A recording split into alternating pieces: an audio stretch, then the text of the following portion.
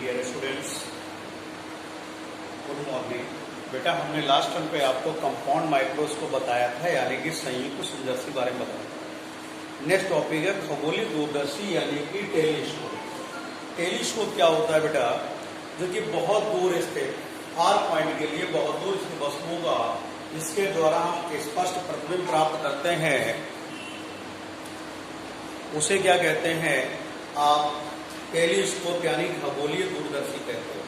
ठीक है, ये दो प्रकार का होता है, एक अपवर्ती दूरदर्शी अपवर्ती और एक होता है परावर्ती दूरदर्शी यानी refracting telescope and reflecting telescope. तो पहले हम बता रहे हैं आपको अपवर्ती दूरदर्शी यानी रिफ्रैक्टिंग टेलीस्कोप क्या होता है। बेटा, इसमें दो उत्तल लेंस होते हैं। जो लेंस वस्तु की ओर होता है उसे अभिदृश्यक लेंस कहते हैं, जो लेंस नेत्र की ओर होता है उसे अभिनेत्र लेंस या नेत्रिका कहते हैं। इसमें अभिदृश्यक लेंस की फोकस दूरी, ध्यान समझिएगा, इसमें अभिदृश्यक लेंस की फोकस दूरी अभिनेत्र लेंस फोकस दूरी और द्वारक अभिनेत्र लेंस से अधिक होता है।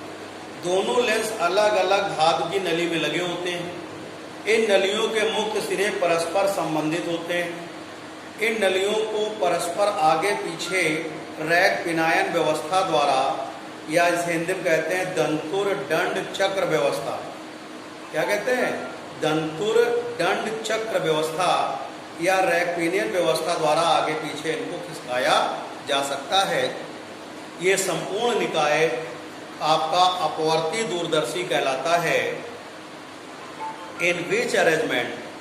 In refracting telescope, two convex lens, those lens inside of the object known as the objective lens, which lens, those lens inside of the eye known as the eye lens या eyepiece. The focal length and diameter is greater than 2 eye lens. Thank you. और इसमें ये lens होते हैं separately आपके pipe में क्या होते हैं, फिट होते हैं, और इनके फ्री एंड ज्वाइंट होते हैं, जिन्हें रैक पिनियन सिस्टम के ड्यू टू क्या कर सकते हैं आप? प्लेस कर सकते हैं, फॉरवर्ड कर सकते हैं, बैक कर सकते हैं। ठीक है, इसमें एक केस क्रॉस वायर फिट होता है। This arrangement known as a reflective telescope. Thank you बेटा। अब देखिए इसमें करना क्या होता है, जिस बॉडी का इमेज आपको फाइंड करना होता है, जिसका प्रतिबिंब देखना होता है, बेटा वस्तु को सूक्ष्मदर्शी में क्या करते थे? वस्तु सामने रखते थे। अब खगोलीय दूरदर्शी में वहाँ चंद्रमा थोड़ी घुमाएंगे जाकर वहाँ जाकर के, तो क्या करेंगे, टेलीस्कोप को जिस बॉडी को हमें देखना होता है इमेज, उस बॉडी की साइड में हम क्या करते हैं, ऑब्जेक्टिव लेंस को कर देते हैं।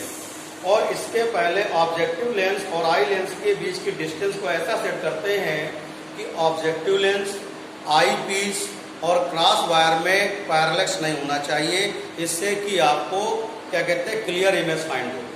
अभिदृश्यक लेंस, अभिनेत्र लेंस और क्रॉस तार के बीच की दूरी इस प्रकार संयोजित करते हैं कि प्रतिबिंब स्पष्ट बने, उनके बीच में लंबन न हो। अब देखिए इसका इमेज कैसे फाइंड करते हैं।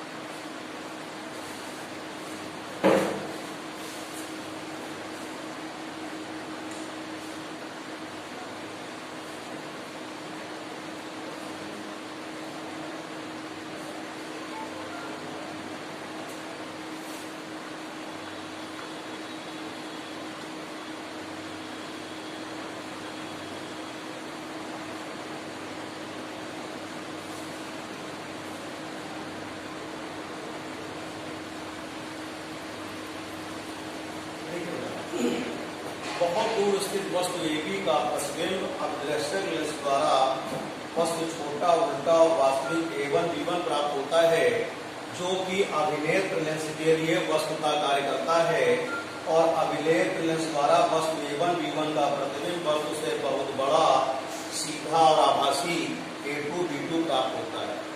अब एक बात ध्यान दीजिएगा, ऑब्जेक्ट AB का इमेज ऑब्जेक्टिव लेंस के due to A1 B1 find होता है, जो एज ए ऑब्जेक्ट वर्क करता है आपका, जो कि एज ए ऑब्जेक्ट वर्क करता है आपका आई लेंस के लिए, और आई लेंस के ड्यू टू A1 B1 का इमेज फाइंड होता है, A2 B2 फाइंड होता है। कितनी बात क्लियर हो गई? अब देखिएगा,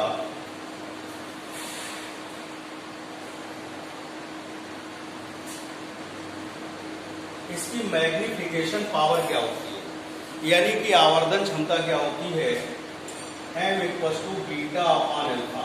अंतिम प्रतिबिंब द्वारा नेत्र पर बनने वाला दर्शन कोण और वस्तु द्वारा नेत्र पर बनने वाला दर्शन कोण जब वास्तविक स्थिति में the ratio of angle of vision by the image last image at the eyes and angle of vision by the object in real position. Equation number 1। अब देखिएगा, in triangle, in right triangle B1 A1 O, B1 A1 O, tan alpha = होगा बेटा आपके पास OA1 A1 B1 upon OA1। In right triangle EA1 B1, in right triangle EA1 B1 tan beta = होगा बेटा आपके पास A1 B1 upon EA1। Equation 3। अब आप देखिएगा, alpha beta बहुत छोटे हैं, माइन्यूटली है, tan alpha = alpha and tan beta = beta. तो अल्फा यहाँ से फाइंड आउट होगा आपके पास A1 B1 upon OA1। Beta = होगा A1 B1 upon EA1। Putting the value of alpha and beta in equation number 1, alpha beta का मान समीकरण number 1 में रखिएगा, m = आएगा आपके पास A1 B1 upon EA1 into ये आएगा आपके पास OA1 upon A1 B1। m = OA1 upon OA1। OA1 = आएगा, देखिए यहां से आपके पास ये आपका F0 sorry F0 minus F0, और ये होगा आपके पास EA1 = माइनस UB। तो यहां से आ जाएगा आपके पास ये प्लस का होगा, m = आएगा माइनस F0 अपॉन UB आएगा। Equation number 6। ये रेखीय आवर्धन का आपके पास क्या आ गया, फार्मूला आ गया, यानी कि मैग्निफिकेशन पावर, आवर्धन क्षमता का फार्मूला आ गया आपका बराबर अपवर्तक दूरदर्शी के लिए बेटा।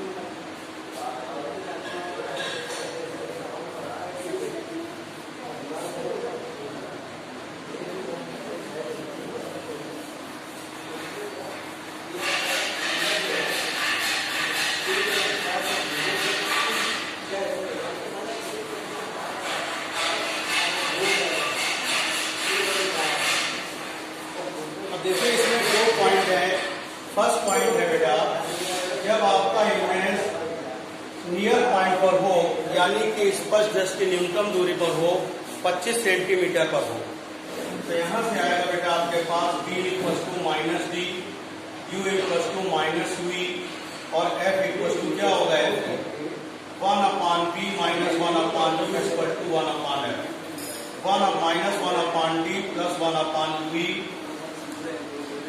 Equal to 1 upon f। तो यहां से 1 अपॉन u इक्वल टू आएगा 1 upon f plus 1 upon d। Equation number 1। We know that m equals to minus f naught upon d है। m equals to minus f naught 1 upon f plus 1 upon d। बेटा इसमें क्या करेंगे, f का nominator और denominator में क्या करेंगे, मल्टीप्लाई। m इक्वल टू होगा minus f not 1 upon F upon F into D.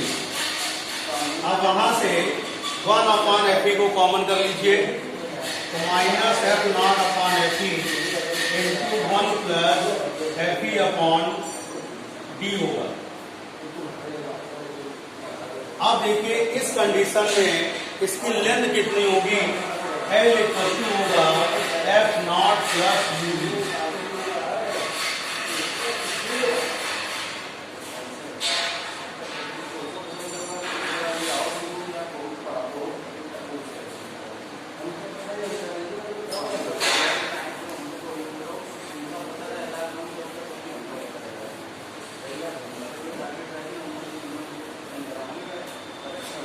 देखिए सेकेंड पॉइंट देखिएगा,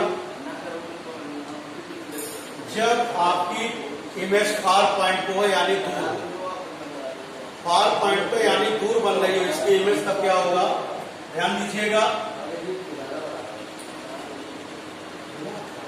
v इक्वल टू इंफिनिटी होगा, u equal to minus u होगा, f इक्वल टू एफ होगा। 1 upon b minus 1 upon u equal to 1 upon f, minus 1 upon infinity plus 1 upon u equal to हो जाएगा आपके पास 1 upon कितना होगा, f हो जाएगा, f ही होगा। तो यहां से 1 अपॉन u की वैल्यू कितनी आएगी, 1 अपॉन f यानी u इक्वल टू होगा f। अब आपको मालूम है m equal to minus f naught upon u e होता है, तो m इक्वल टू होगा minus f naught upon f है। ये आ गया बेटा आपके पास इक्वेशन नंबर 2, इसको ले लीजिए। अगर प्रतिबिंब अनंत पर बनना है यानी फार पॉइंट के लिए इनफाइनाइट पर है लास्ट इमेज, तो उस कंडीशन के लिए आपका मैग्निफिकेशन पावर ये यूज होगी, आवर्धन। इस कंडीशन में लेंथ होगी आपके पास एफ नॉट प्लस एफ ई।